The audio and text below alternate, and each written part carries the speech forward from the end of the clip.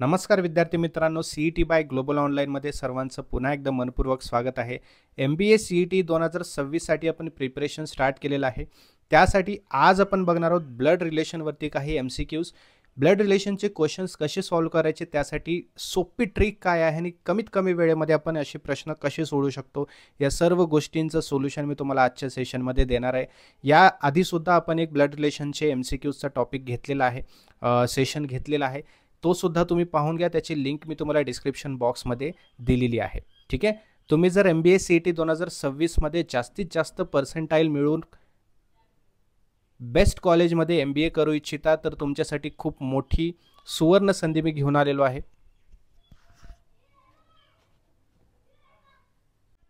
येणाऱ्या वर्षात जर तुम्हाला बेस्ट कॉलेजेसमधून, टॉप कॉलेजेसमधून MBA करायचं असेल तर त्यासाठी तुम्हाला तुमचा पर्सेंटाईल वाढवावा लागेल.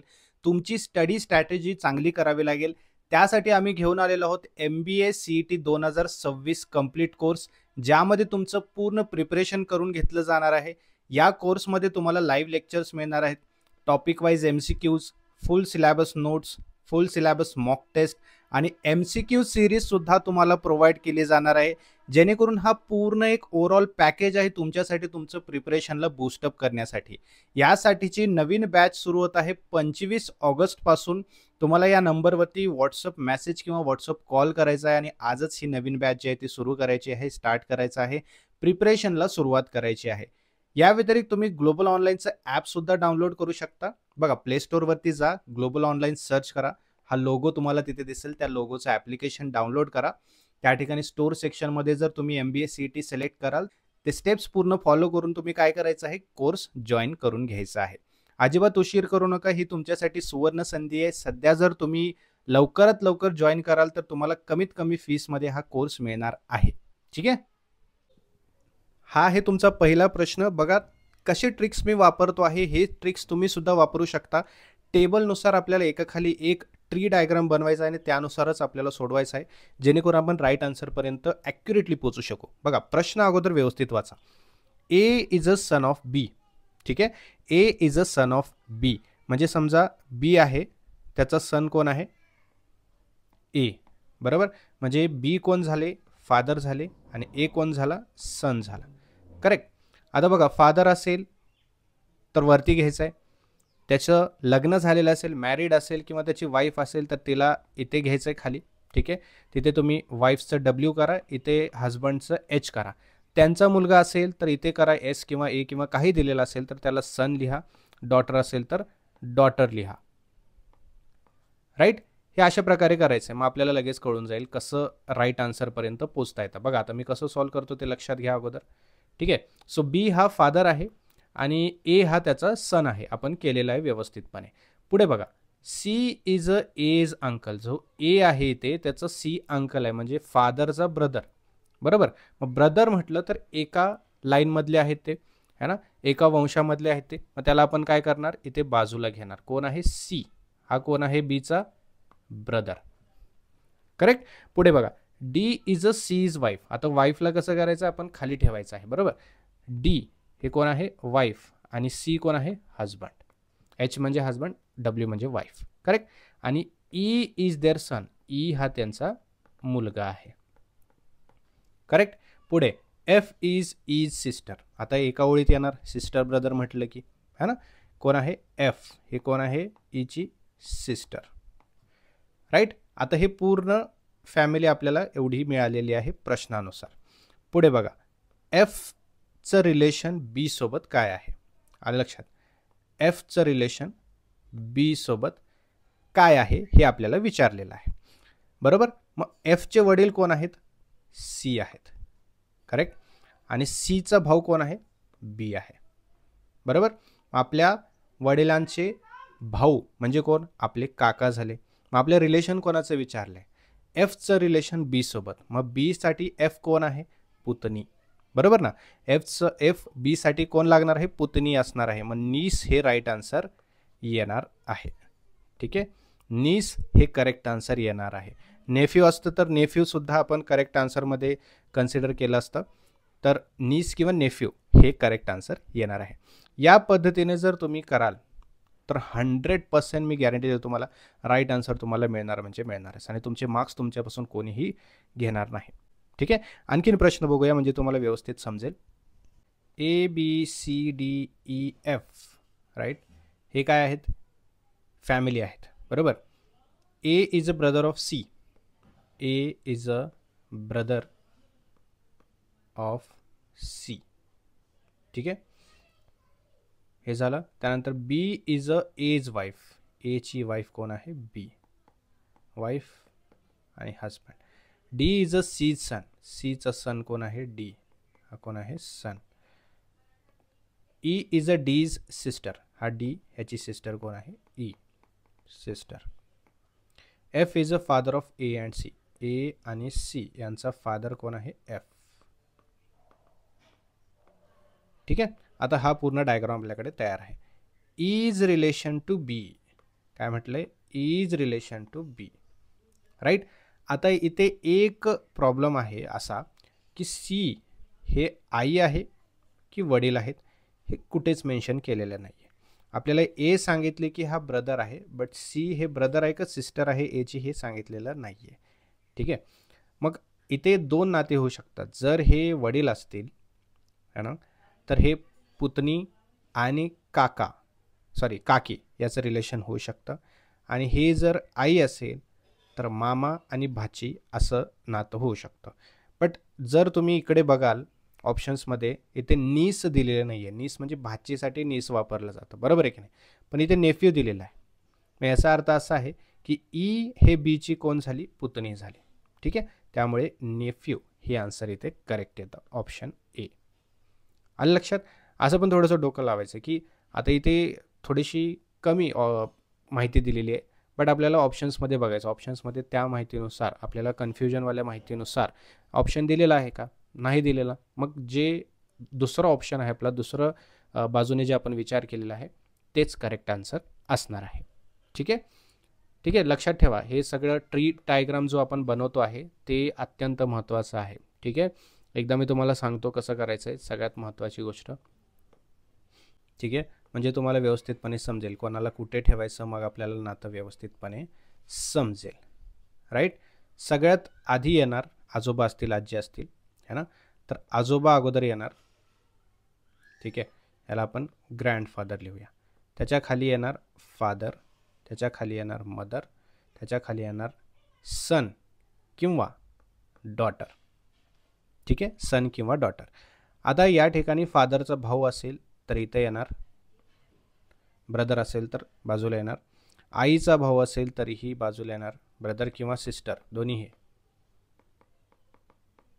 ठीक आहे, किंवा मुलांचे भाऊ किंवा सिस्टर असतील तर असं बाजूला घ्यायचं आहे. ठीक आहे, ब्रदर किंवा सिस्टर यांचे असतील तर बाजूला घ्यायचं आहे. राईट. हे झाले फादर, हे झाले मदर, म्हणजे हे कोण? हजबंड आणि वाईफ झाले. लक्षात? हजबंड आणि वाईफ, त्यानंतर सन आणि डॉटर खाली येणार. अशा प्रकारे जर तुम्ही टी डायग्राम केला तर अत्यंत सोप्या पद्धतीने तुम्हाला नात्यापर्यंत पोचता येतं, खूप सोप्या पद्धतीने. राईट. मग इकडेही सेम तसं झालं, भावाची बायको वगैरे असं झालं. मग इकडे आणि यांचं रिलेशन काय किंवा याचं आणि याचं रिलेशन काय, अशा पद्धतीने खूप सोप्या पद्धतीने तुम्हाला करता येईल. ठीक आहे. पुढचा बघा. A is a female married to B, म्हणजे ए ही वाईफ आहे आणि बी हे हजबंड आहे है ना. A is a female married to B, B सोबत लग्न केलेलं आहे ए ने, म्हणजे ए त्याची बायको, बी त्याचा हजबंड. सी इज अ बीज ब्रदर, सी हे कोण आहे? ब्रदर. ठीक आहे. D is a C's wife, wife husband. ठीक आहे. E is their only son, E son. F is wife, F जे आहे ते ईची वाईफ आहे. ठीक आहे, आणि हा हजबंड आहे. मग एफचं एशी रिलेशन काय आहे? एफचं कोणाशी? एशी रिलेशन काय आहे? नाव बघा. फॉर एक्झाम्पल हे ई हे मी आहे असं समजा. ठीक आहे, निहाल सर आहेत, निहाल सरांची वाईफ एफ, करेक्ट. मग माझे वडील जे आहेत ते कोण आहेत? सी. राईट. यांचे भाऊ माझे कोण लागणार? काका, राईट. आणि त्यांची वाईफ कोण लागणार? काकी. मग माझे काका काकी ते माझ्या वाईफचे कोण लागणार? काका काकीच लागणार. मग याचा अर्थ काकी आणि पुतणे बाय मॅरेज. बाय मॅरेज आहे बरं का, हे सख्खे आहेत का? नाही, बाय मॅरेज ते नातं जुडलेलं आहे. सो काकी आणि पुतणी असा त्याचा अर्थ होतो. आता एफचं रिलेशन ए सोबत काय असणार आहे? पुतणी, म्हणजे ऑप्शन बी, नीस बाय मॅरेज. आलं लक्षात? समजलं? खूप सोपं होतं. एफचं नातं ए सोबत काय असणार आहे? आता बाय मॅरेज पण नातं असतं, अगोदर सख्ख जोडायचं, मग बाय मॅरेज तेच असतं, फक्त पुढे बाय मॅरेज लागतं, बस एवढंच फरक आहे. वळूया पुढच्या प्रश्नाकडे. A B C D E F. ठीक आहे, आता हे असं देतात म्हणजे ऑब्व्हियसली हे काय आहे? एक फॅमिली आहे. Correct. A B C D E F ही फॅमिली आहे.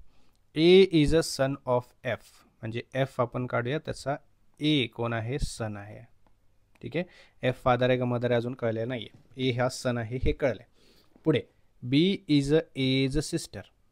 बी हे एची सिस्टर आहे. ठीक आहे. C is a A's brother in law, husband of B. ठीक आहे, हजबंड ऑफ बी कोण आहे? सी. समजलं का? मग एचा कोण झाला? तो ब्रदर इन लॉ झाला, बरोबर आहे. मग सी कोण आहे? हजबंड. बी कोण आहे? वाईफ. पुढे D is a C's sister. ठीक आहे, डी जी आहे हे सीची कोण आहे? सिस्टर आहे. खूप मोठं नातं इथे. आता ई इज अ डीज सन. डीचा मुलगा कोण आहे? ई आहे. खूप मोठं नातं दिलेलं आहे नाही का? तर ईचं रिलेशन एफ सोबत काय आहे? ईचं रिलेशन कुठे गेला? एफ सोबत काय आहे?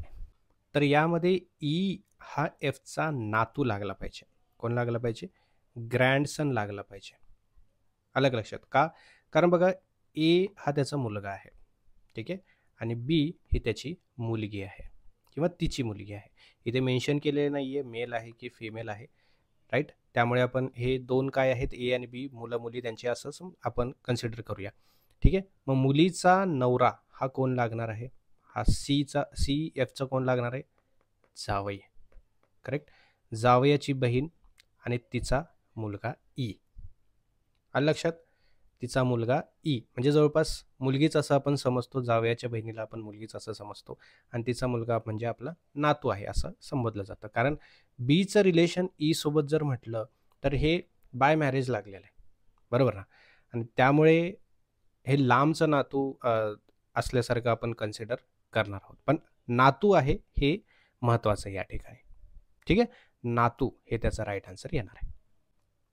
पुढे A is a male, he is a sister of बी.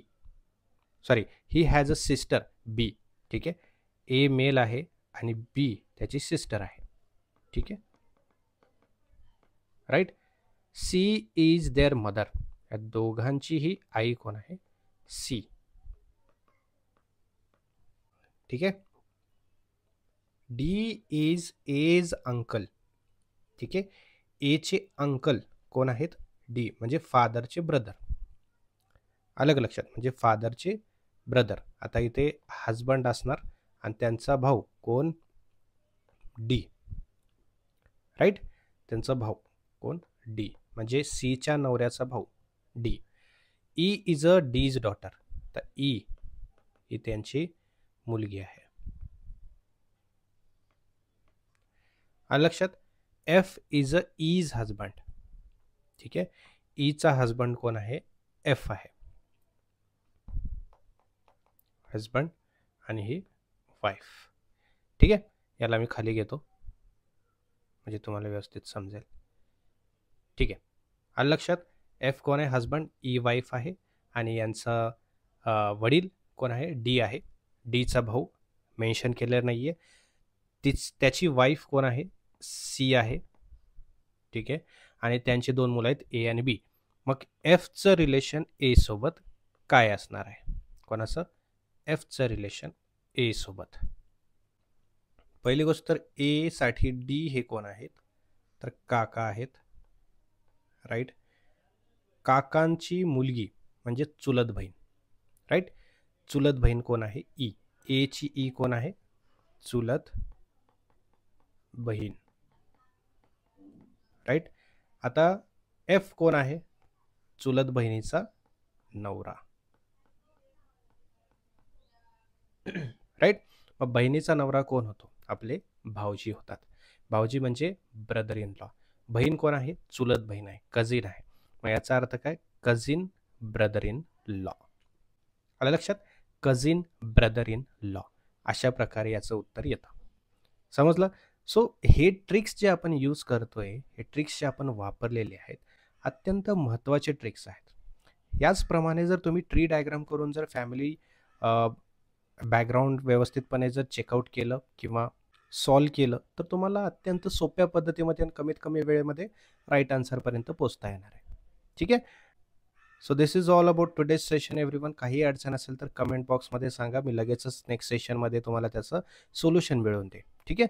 भेटूया पुढच्या सेशनमध्ये. Thank you so much. Have a great day.